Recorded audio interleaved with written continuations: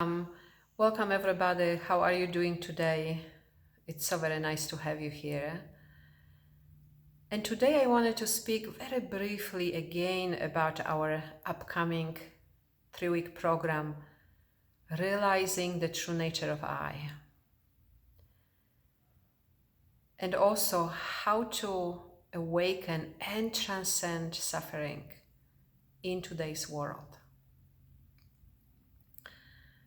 I have been speaking a little more recently in our videos about the I, about the ego, and just the word ego, which I rarely use, but sometimes it's more recognizable in the spiritual world. Once you are on a spiritual search, you become more aware of that ego. And with it, on the one hand, it's a good thing we become aware of it. On the other, we often have this misunderstanding. I spoke about this already. We believe we have to get rid of it, which of course is a misunderstanding. But then also in another way, we just believe we have to dismiss everything that is connected to ego. Sometimes we have that misunderstanding also. And so in this upcoming program and in these videos, I hope I'm clarifying this for you. There's a difference between transcendence, between going beyond the identification with the I or ego. And there's a difference between trying to fix it, change it, and make it different. And so how do we recognize when that identification is present? You see, it's so habitual, it happens so automatically. How can we moment by moment by moment, because many of you already recognize presence as our true nature. It's always good to take a moment, right, and check on this even right now. So many of you already know that is our true nature. And yet, moment by moment by moment, as past arises, as past affects our physiology, as circumstances arise, that identification arises as well. How do we recognize that? One way of recognizing it is when we experience that intensity of life and death, like this is the only way things can be happening. And the survival instinct is it's a powerful part of our experience. And of course, it's very useful when the circumstances are right for that, which is really, really rare, actually, in one's lifetime, that we find ourselves in life and death situations. And yet so much of the time we experience that intensity of, this is the way it is, this is the only way it can be, this is the only way we can do it, or this is the only way it can happen. And that intensity is really a sign of identification. When there's no options, when it looks like this is the only way, that's for sure is the mind. That's for sure is the I. That's for sure is the ego. And again, we have to be careful, because we could just try to dismiss this. And again, be careful, let's watch, because there's a difference between a real inquiry into the nature of the I.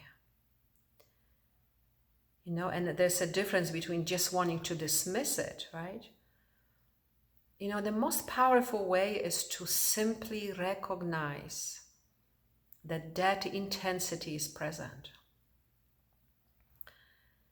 And recognize it for what it is. This is the mind. This is the past. This is the ego. And can I actually be present to that? Can I actually notice that?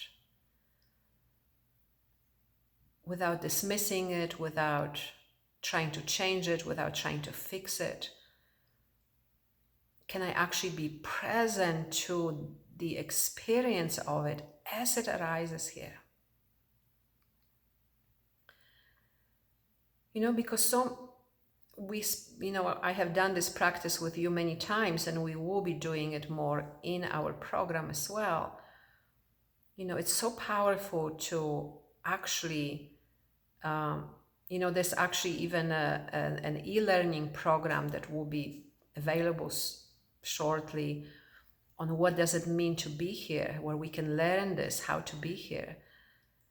Because it's so powerful when we actually stop, allow, and experience. There's nothing to do. There's only to realize what is present.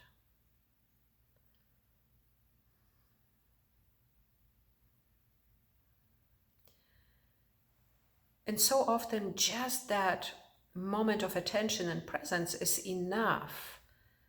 It's enough to shift our attention.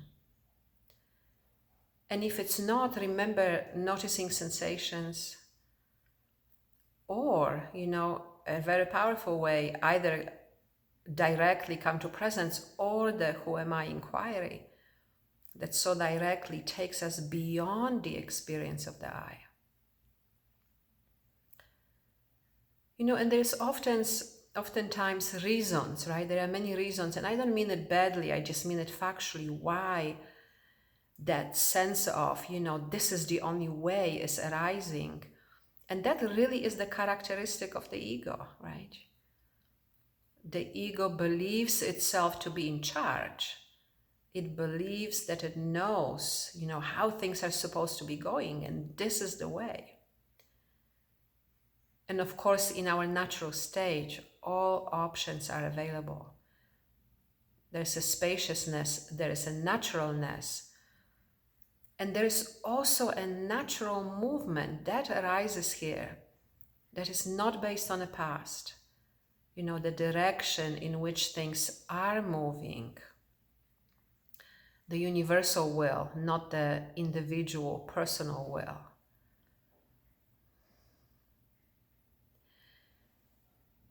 So I want to invite you to join me in this program. We will be exploring this and many other things more in detail. And also, if you are enjoying these videos, please subscribe, please comment, please share. And also a new thing I'm learning is, press the notification button so that when there are new videos that you can actually become alerted and aware that we have new videos coming. So I'm very much looking forward to our time together,